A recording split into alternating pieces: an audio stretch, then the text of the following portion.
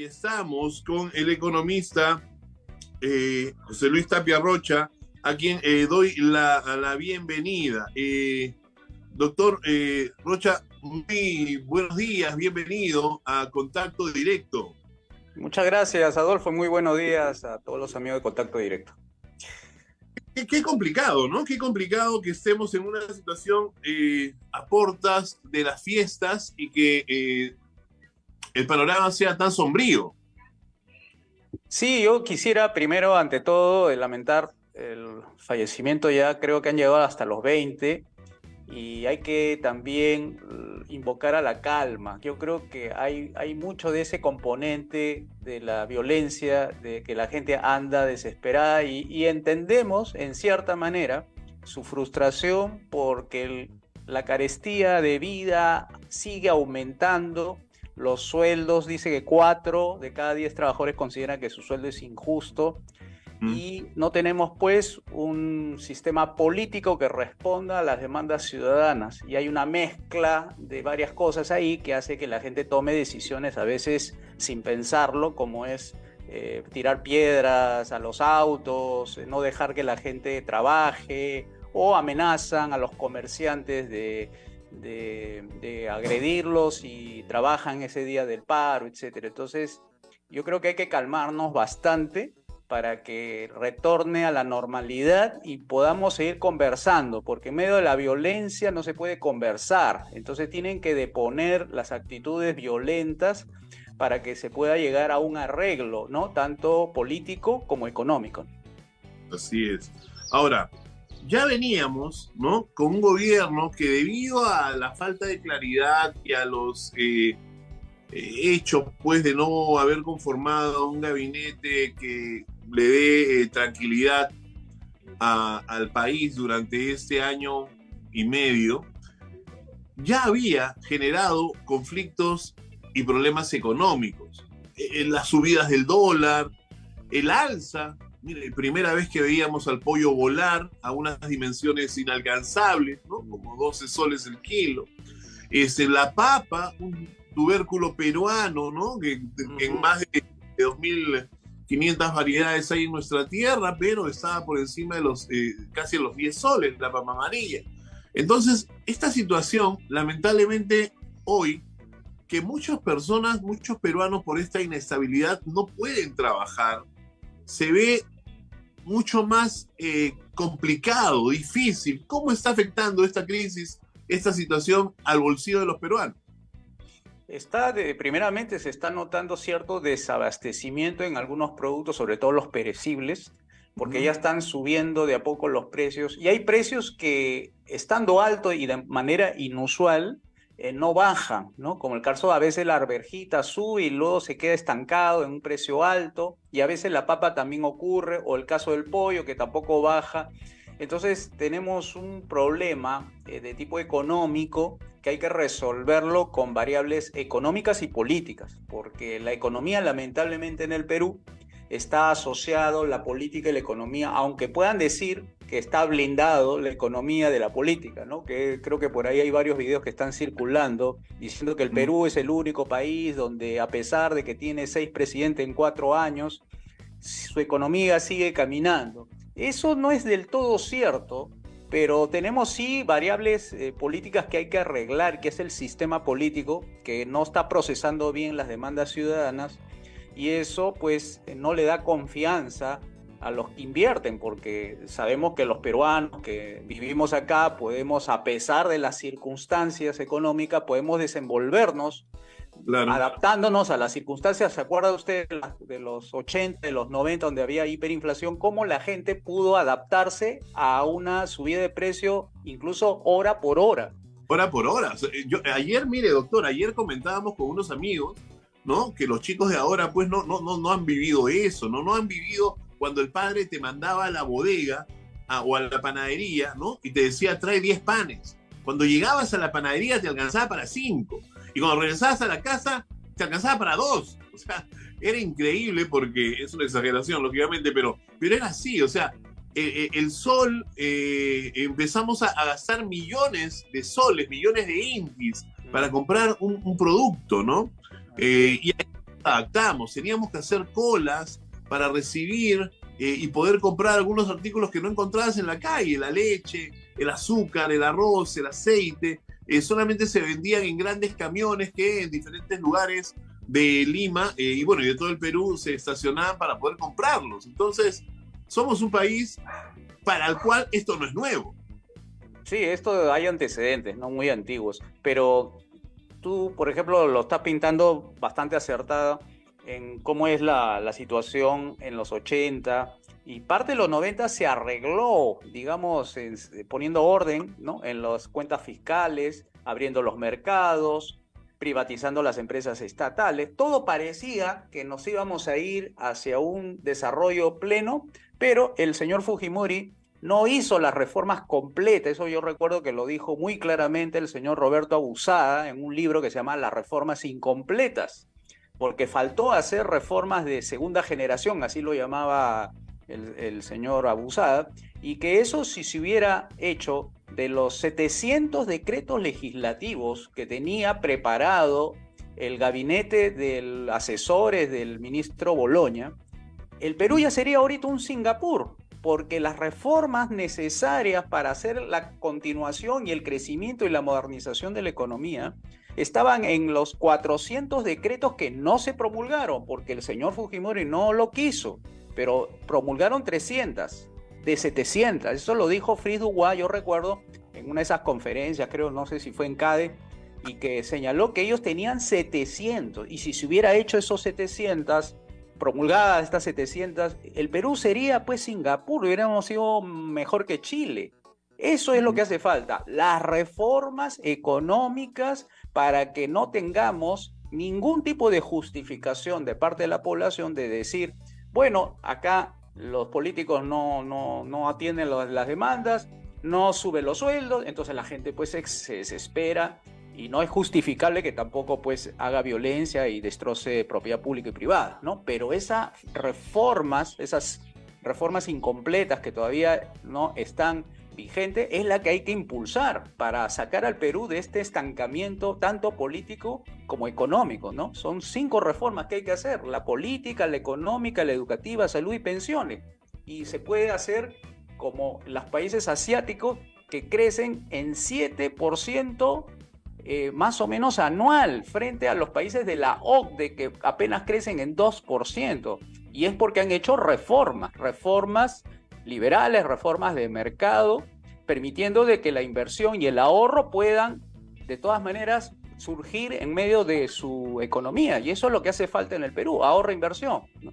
Doctor Tapia, ¿y por qué no se hace? O sea, esta es una decisión política definitivamente que no se toma. ¿Por qué? ¿Qué es lo que retrae a los políticos, como en su momento lo hizo con Fujimori, hasta la actualidad, para poder hacer esas reformas? Porque yo entiendo, doctor, que cuando nosotros buscamos el bien común, estas cosas se dan. Pero cuando alguien va a hacer algo que en el fondo no me conviene tanto porque me quita un poco el manejo, pues ya no es tan conveniente hacerlo. Porque no existe partidos verdaderamente que hagan estas reformas. O sea, supongamos, estamos hablando de partidos que aparentemente son de derecha, pero te manejan programas de izquierda. O sea, yo he hecho un análisis junto con el Instituto de Libre Empresa y hemos determinado que del manifiesto comunista, que son 10 puntos en su capítulo número 2, que eso lo aprobaron en la Internacional Socialista, en la Segunda Internacional Socialista, se ve que la reforma agraria, los impuestos progresivos, el Banco Central, la educación gratuita, forman parte de los programas políticos de los partidos, tanto de derecha como de izquierda. Si tú lo quieres ver del espectro político, como dice Giovanni Sartori, que es un especialista en ciencia política, tenemos eje de izquierda y derecha. Si tú ubicas a los partidos actuales con sus programas políticos, la derecha y la izquierda está corrido todo hacia la izquierda y han dejado un vacío en la derecha. ¿Y qué significa derecha en términos políticos? Significa orden, justicia y libertad. Y eso no se aprecia en estos momentos, porque la derecha, que supuestamente debería contener a la izquierda para que no avance y no destroce la economía, se ve que es todo lo contrario. Y se ve desorden, se ve injusticia y se ve opresión. Entonces, lo que hay que generar son las condiciones para que aparezcan partidos de derecha para que pongan orden, justicia y libertad y hagan las reformas necesarias, que es la reforma política, significa disminuir el tamaño del Estado, bajar los impuestos de 35 a 1 o 2, que financia ese Estado de 4 funciones, haga la reforma económica, abran los mercados, desregule y privatice, luego la parte educativa, que traslade la propiedad a los maestros para que ellos sean los que manejen o contraten a gerentes en su defecto y apliquen el sistema de vouchers educativos para que los niños más pobres puedan ir a estudiar y elijan el colegio privado de su preferencia. Ese es lo que se llama el subsidio a la demanda y no como ahora es a la oferta. Igual en el caso de la salud, tenemos que poner a los centros hospitalarios a competir, pero todo bajo un esquema de que los activos hospitalarios tienen que estar manejados por los médicos, por los enfermeros, los técnicos, etcétera, o contratan gerentes privados para que compitan, porque la competencia demuestra de que se manejan mejor las empresas que cuando no hay competencia. Igualmente las pensiones, hay que hacer una reforma que permite que se abra ese mercado y no sean solamente 4 pensiones. Y entonces todo este conjunto de reformas va a permitir varias cosas que la gente lo está pidiendo en estos momentos. ¿Cuál es? Primero, los ingresos. Esos ingresos de 1.500 soles de promedio mensual tiene que subir mínimo hasta 7.000, 8.000 soles para comenzar. Y eso se hace con inversión privada, con los mercados abiertos y privatizaciones. Luego, las calles, eso tiene que estar segura. O sea, tiene que haber más policías, no puede haber 140.000 policías como hay ahora, sino hay que eso triplicarlo, o sea, para que haya un policía cada 225 habitantes, ¿no? Entonces, haciendo esas reformas, le vas a dar tranquilidad a la población porque va a encontrar empleo, oportunidades de negocios, y entonces ya la gente no va a estar saliendo a protestar, porque yo he visto un video cómo corretean los de Mesa Redonda a esos que protestan, porque no los dejan trabajar y la gente quiere trabajar, quiere empleo, pero hay que darle las condiciones necesarias para que exista esa posibilidad de que la gente se dedique a trabajar y no a protestar, ¿no? Así es, doctor, y esperamos que esas decisiones que son políticas, que son también culturales, ¿no? Porque tenemos ahí un problema muy arraigado, ¿no? De dependencia de parte de algún sector de la población, que se puedan cambiar y dar un desarrollo que es el que usted en esto propone, ¿no? Que creo que todos lo quisiéramos. Usted también hablaba sobre el tema de los comerciantes, mencionó a Mesa Redonda, ¿no? En el diario Gestión, en la portada del día de hoy, dice 212 millones diarios de pérdidas, ¿no? La cifra estimada por el IPE no considera los daños a la infraestructura pública y privada. Menor abastecimiento en mercados mayoristas y Gamarra y Mesa Redonda son pérdidas y bodegas saqueadas. ¿Nos podremos recuperar de esto? Por supuesto, nos hemos recuperado, recuerde, del año 89, que el gobierno socialista del señor Alan García lo dejó pues prácticamente al abismo al Perú, y yo recuerdo que las personas eligieron al señor Fujimori porque no pertenecía a ninguna de la clase política en ese entonces. Igual, o sea, el Perú se puede recuperar, pero con reglas de juegos claras y justas, y por eso hay que reformar al sistema político, haciendo una reforma económica de libre mercado junto a la reforma educativa de salud y pensiones para darle esa tranquilidad a la gente y pueda solventar sus gastos, pagar su educación, estar en buenos colegios, tener futuro, y no como ahora ocurre que se están yendo muchos jóvenes del país, ¿no? Entonces hay que darle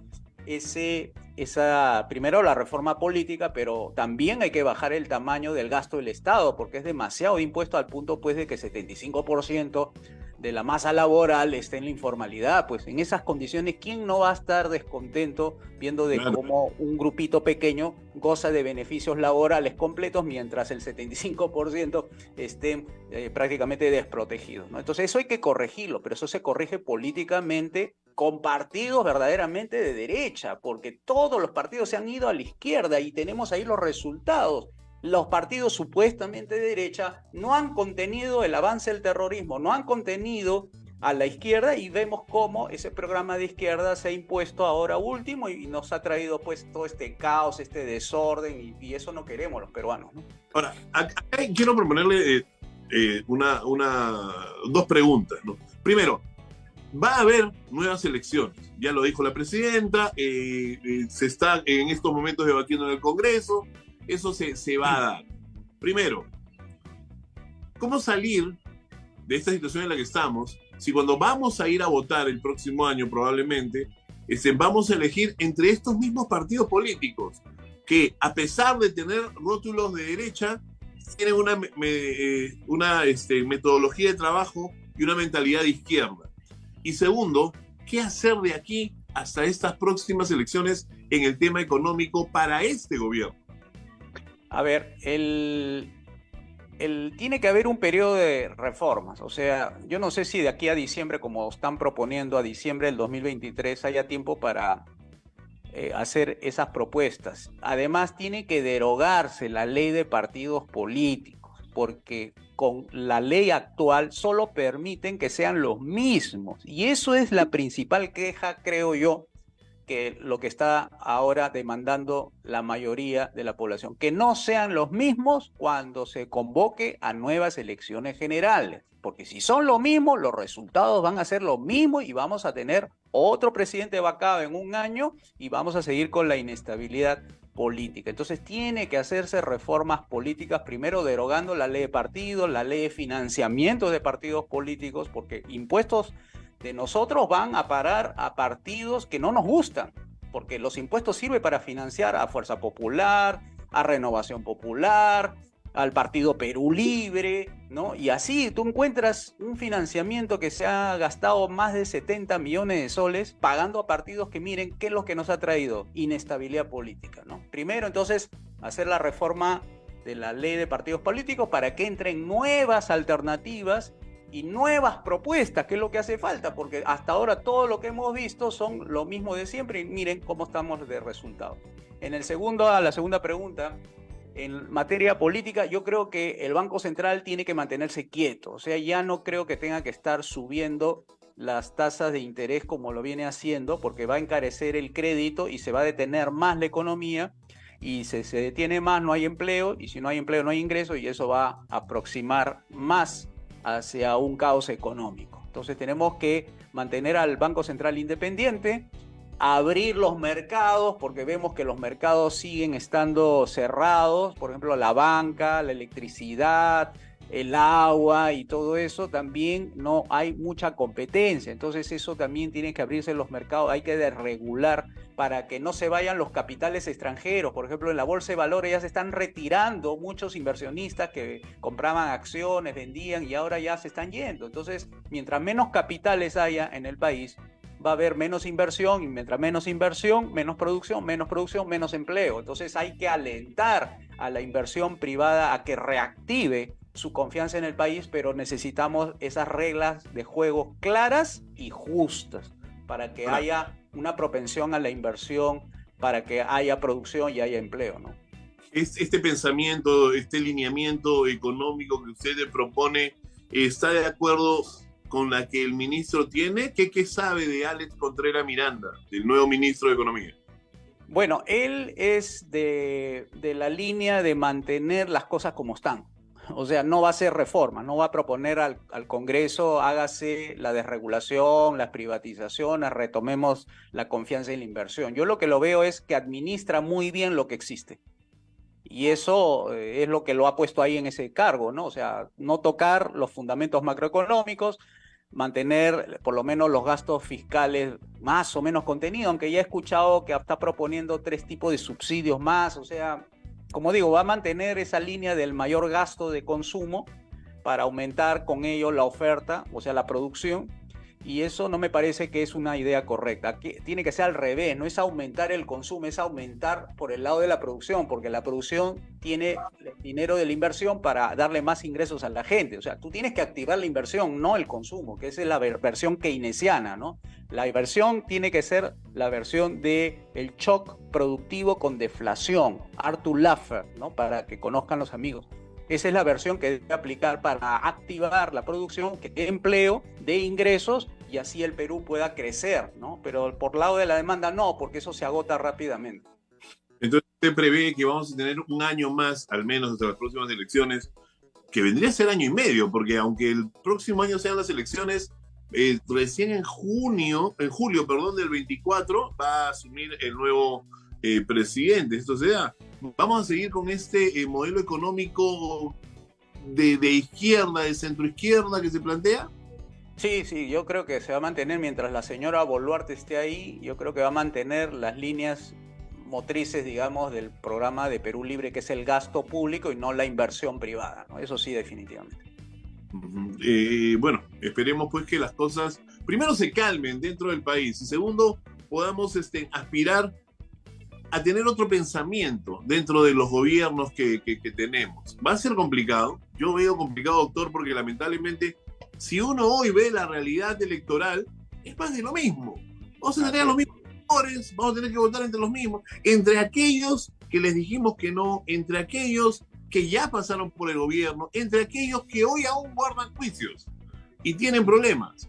Y como usted dijo, vamos a votar por los mismos, van a seguir actuando con los mismos y vamos a terminar lamentablemente en un futuro que espero no sea tan cercano, con nuevas protestas en las calles, con más muertos en las calles y con una situación que definitivamente no es la que quiere el país ni que merece el país. Solamente unos segundos, nada más para poner esa acentuación, lo que tú has dicho.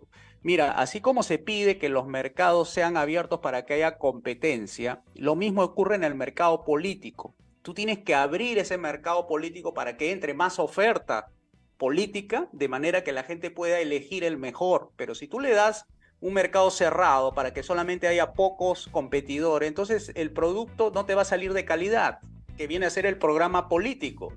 Y lo que necesita el Perú es un buen programa político, pero tiene que abrir el mercado político para que haya más competidor y provoque que la competencia saque el mejor producto político para darle justamente al Perú estabilidad política, desarrollo, empleos masivos, sean calles seguras, sus ingresos suban, todos los meses hay aumento por productividad. Entonces hay que abrir el mercado político y eso se hace derogando la ley de partidos políticos porque es proteccionista, solamente permite que haya 10 partidos políticos.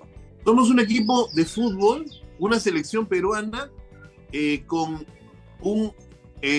una ley o un entrenador argollero, ¿no? Que solamente tienes malos jugadores, pero solamente juegas con ellos.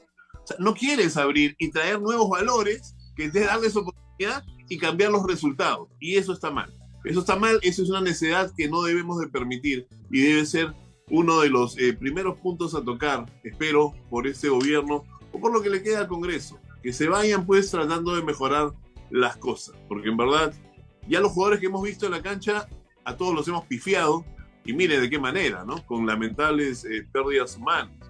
Entonces no estamos para juegos, ya creo que debemos de buscar otros actores que puedan darle un mejor final a la historia de nuestro país. Doctor, muchísimas gracias. Muchas gracias, Adolfo. Hasta la próxima. El doctor José Luis Tapia Rocha ha estado con nosotros conversando sobre los temas de actualidad y por supuesto la economía del país. A las 11.